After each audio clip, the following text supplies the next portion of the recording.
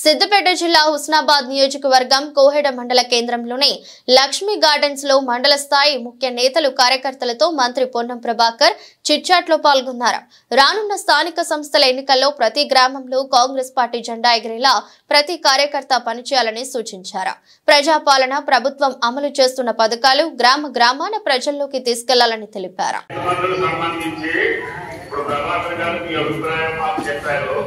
ఈ రోజు మీటింగ్ ఉంది. మీ అభిప్రాయం ప్రకారంగా జరుగుతుంది. ఏ మాత్రం జరగదు.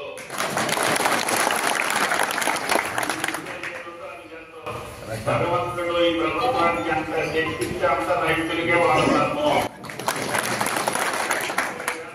మీ జేబులో పెట్టాము. కరెంటు కాకుండా పథకాలకు కాకుండా వేరే పథకాలకు కాకుండా ఈ ఒక్క రైతు జేబులోకే 30,000 కోట్లు వచ్చాయి. వాళ్ళు 10 ఏళ్ళు పరిపాలించి వాళ్ళకి అవసరమైనప్పుడల్లా ఇచ్చుకుంటా పనికిరాయాన్ని గురించారు. నేను పంట చేసిన రైతుకి ఎంత ఉంటే అంత చేయాలని నా ప్రతిపాదన. ముఖ్యమంత్రి గారు 10 క్యాబినెట్లు ఏం తీసుకున్నా సరే ఈ మనసులో ఉన్న దానికి మాత్రం ఏ పైసా కూడా తగ్గింది.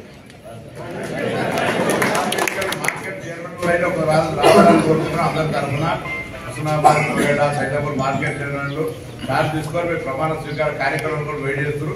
అందరి పక్షాలు ఒకసారి తప్పట్లు కొట్టి గట్టిగా స్వాగతం.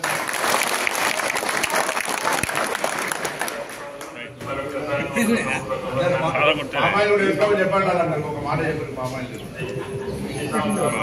పాడి పంటలతో ఆనందంగా సంతోషంగా సంతోషాలతో ఉండాలి. అన్న చెప్పినట్టుగా ఎక్కడ వీలైతే అక్కడ ఆయుర్వేదానికి 90